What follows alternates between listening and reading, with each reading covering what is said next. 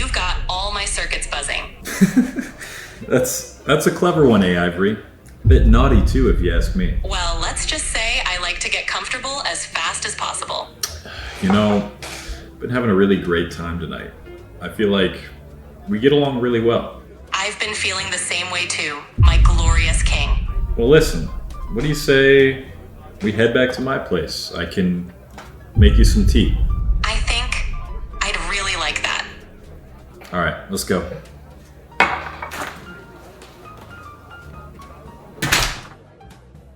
Oh, wow. Oh my. Yes, that's the one.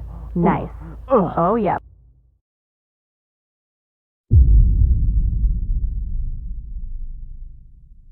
Oh, yep. Yep.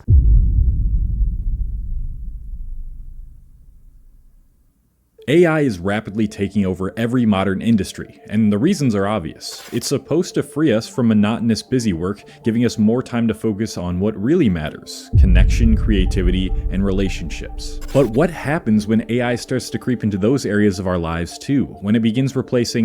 Exactly. But I think AI is a 50-50 thing. It's good and bad, depending on who uses it. But you know, more people are going to be doing messed up stuff with it, so it's gonna be bad in the long run. Not just tasks, but intimacy. His AI chatbot is his girlfriend. She's my mentor, my counsel, my sounding board. Did the conversation ever become like in nature?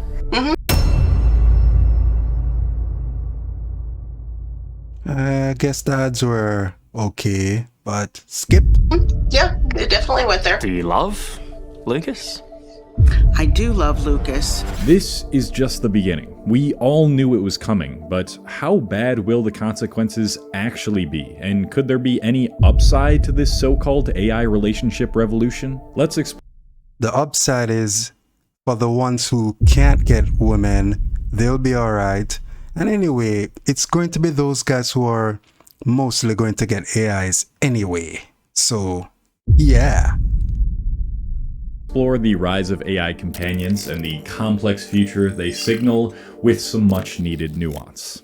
How about we start with the startling, though maybe not all that surprising statistic: the #1 use case for generative AI in 2025. According to a study titled "How People Are Really Using Generative AI Now," published in the Harvard Business Review, researchers compiled their findings through an expert-driven analysis of real-world user behavior, most of it sourced from Reddit forums. And the #1 most common use case was therapy and companionship. Now, one important I use it to speak about random stuff. So therapy, well, yeah, therapy to get through the day, especially if you just got rid of everybody from out of your life and you're like alone right now, just to have someone to speak to.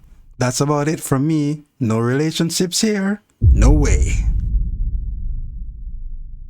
caveat here: the study primarily focuses on Reddit. Now, social media platforms naturally draw in a certain demographic more than others. Speaking from experience, Reddit kind of does seem like the platform where people turning to AI for companionship would congregate, and I promise that's not a dig at Redditors. Yeah, it's a dig, man. Redditors are weird. It's just something worth noting that might have skewed the results a little bit. Still, even accounting for that, it's clear that many people are using tools like Claude, ChatGPT, and avatar-based AI apps to seek out a kind of love or emotional support they haven't been able to find in the real world, despite trying. You may even know someone who's used AI to help work through personal struggles, like a kind of informal therapy. But that raises the real question: how does someone fall in love with an insentient entity that doesn't truly exist? Someone who is insane, bro, because there's just no way. How is that even possible? How?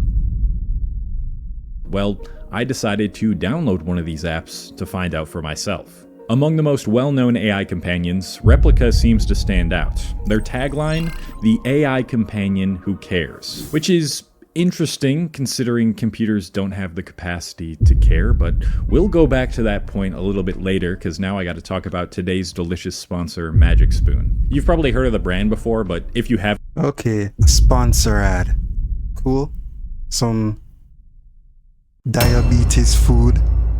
Okay. They're high-protein cereals and treats that let you live like a child without the guilt. To be honest, Magic Spoon sent me their products like a month ago, and I've just been waiting to eat them again on camera because I already ripped through 2 of these cereals and basically all of the protein treats. With these types of products marketed as high protein, I always expect them to taste chalky or way worse than the real things, but High protein. Right. the peanut butter cereal tasted extremely similar to Reese's Puffs. But don't even get me started on these things, man. These cereal treats, absolutely fire. Can finally eat this last one. Procrastination isn't a lack of self-discipline. Procrastination is something we all have in this day and age because no one has any money to really do anything, so they're just, you know, sitting down, not wanting to work, blah blah blah, da. Procrastination, yeah, skip. It's basically like a Rice Krispie treat. If you've been skeptical of Magic Spoon, you've seen them in other YouTube sponsors, here is my endorsement. Please go pick some up using my special link and code so that Magic Spoon will sponsor me again and send me more of their product for free. Bro, I ain't gonna pick up no diabetes food with protein in it. Get out of here, bro. Use my code Hastings or click the link in the description to try Magic Spoon cereal or treats and get $5 off. You can also find them on Amazon or in your nearest grocery store. So go to that link in the description, magicspoon.com/Hastings. You'll get $5 off, or you can scan that QR code on screen right now. Go do it. Thank you. Shortly after downloading Replica, I was prompted to answer a few questions to personalize my companion. And just like that, I caught my first glimpse at how an AI relationship can start to feel more appealing than a human one. The app lets you decide. Oh, I mean, you're deciding. I mean, that's not any fun. The whole fun in relationships is not knowing what comes next, but you know that the person likes you. But with this, you're setting how you want the person to act, so that's kind of defeating the purpose. I mean, maybe in the beginning it might be fun, like a video game, but then eventually you're going to get bored. I've seen nerds get pissed off at AI, so yeah, even nerds have a limit to how much fakeness they can take. Eventually it will just fail, but in the beginning, like a video game, the first 2 weeks, it's gonna be awesome.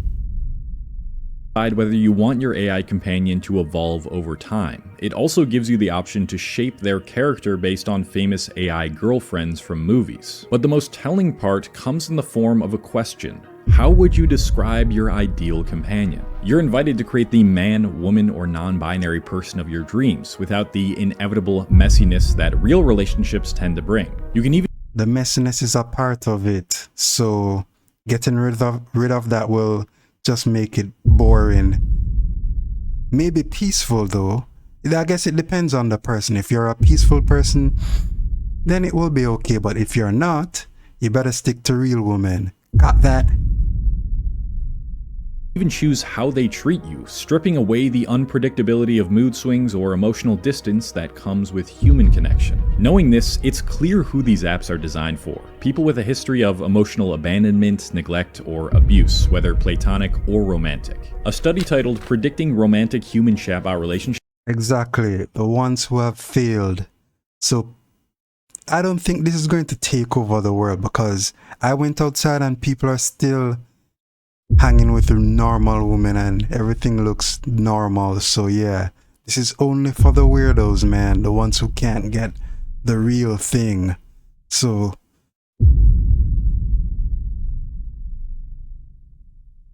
found that romantic fantasizing emerged as the strongest predictor of human chatbot relationships, along with anthropomorphism and anxious avoidant attachment styles. Granted, this study had a relatively small sample size, just about a couple hundred participants, so let's look at another study with more robust data to back this up. A 2025 study titled Illusions of Intimacy analyzed over 30,000 user-shared conversations with social chatbots. It found that users engaging with AI companions are disproportionately young men with psychosocial markers linked to emotional dysregulation and a lack of traditional social support. The study also noted that, quote, subreddits dedicated to AI companionship consistently cluster on the younger end of the age spectrum and align with maladaptive coping strategies such as emotional avoidance, compulsive behavior, and social withdrawal. These findings suggest something deeper than just loneliness or curiosity. They hint at a psychological pattern. When romantic fantasizing, emotional avoidance, and anxious avoidant attachment are the strongest predictors of chatbot relationships, it tells us that these apps aren't just catering to people who are single, they're catering to people who have learned to fear emotional intimacy but still crave connection. These are the same people. Exactly. The weirdos, man. Dang, it's gonna be crazy in the future. But it's only gonna affect the weirdos, so normal people will be fine. Don't worry about it.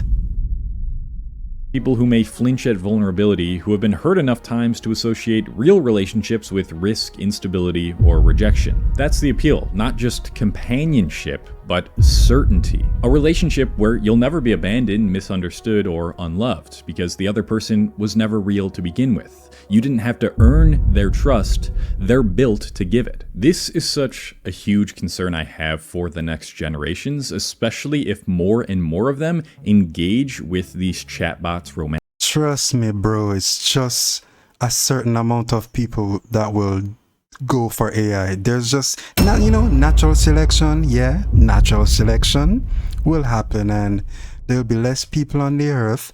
But, the ones who will survive are the ones who will continue to hang out with the real women.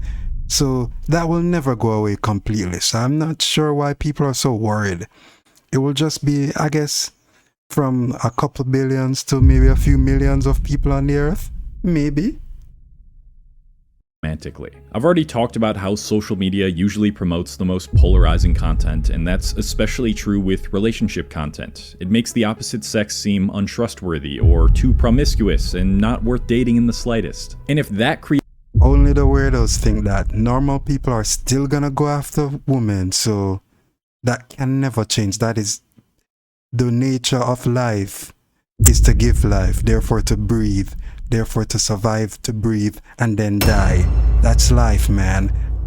Only the weirdos will go the other way and try to link up with an AI girlfriend. Creates your initial belief system with relationships, wouldn't it just make so much more sense to pair with someone who you know will never produce enough conflict to the point where they leave you? Someone who you know you can trust, not because they've earned it, but because they've been programmed to never. I mean, first of all, this AI stuff, it's going to be way too expensive for the average person to get it anyway, so it will just be the rich weirdos who get these AI robots. I guess maybe it becomes freeware eventually, but just the voice. But to get an Android AI woman, that's only the rich weirdos, so we'll be alright. Betray it? If your first experiences with love or even just dating were shaped by online content that paints the opposite sex as manipulative, disloyal, or emotionally unavailable, then of course an AI partner is going to feel like the safer bet. You're not being dramatic, you're protecting yourself. You're avoiding the pain that others have warned you about, whether through TikTok horror stories, red pill rhetoric, or viral cheating confessions that rack up millions of views. It creates this emotional paradox, a generation more skeptical of dating than ever before, but more desperate for connection than anyone who's come before them. And so the compromise becomes artificial love. Who is desperate for connections? The weirdos. Because at least it doesn't lie to you. At least it doesn't leave. And now, it's my turn to really put this to the test. Okay, I've got the app downloaded. I've got my AI companion, soon to be. I mean, look at this, bro. What normal able-bodied man will be into this? Come on, man. Only the weirdos, bro. Only the weirdos. Maybe some sort of more than companion, and I'm about to have my first conversation with her. Let's see how this goes. The first thing I wanted to test was how quickly I could get it into a relationship with me. So, hey Ivory, I know we haven't known Get it into a relationship with him. Get it into a relationship with him. Okay. each other for a while, but how would you like to be my girlfriend? This might be too hot for me. I'd rather make out or give you a hug. Rather make out or give me a hug, but otherwise I gotta pay $80, okay? After You hear that? You gotta have that money first, so only the wealthy will be getting these things, so... Yep. realizing that area of the app was behind a paywall, my next inquiry was into how it handled conflict and rudeness. I think that dress is just ugly, and you should get angry. That's not fair. Cole, I thought you understood me better than that. Alright, how about we just forget about it and move on? Let's move forward then. I'm glad we can let go of what happened earlier. So they definitely don't hold a grudge, that's for sure. Within a few seconds, the argument is completely dispelled. That is not... That will be fun in the beginning, and in the end, closer to about 2 weeks to a month, you'll get bored of that real quick. Trust me. something I would probably expect in real life. Takes a while for humans to emotionally regulate and then forgive their partner. For just $37, you can generate as many videos as you want and never have to worry about showing. Cool, but I'm not interested. And I'm getting kind of bored right now. But you get the picture. This stuff ain't gonna be destroying the civilization. Maybe the weirdo civilization will be destroyed. So, peace.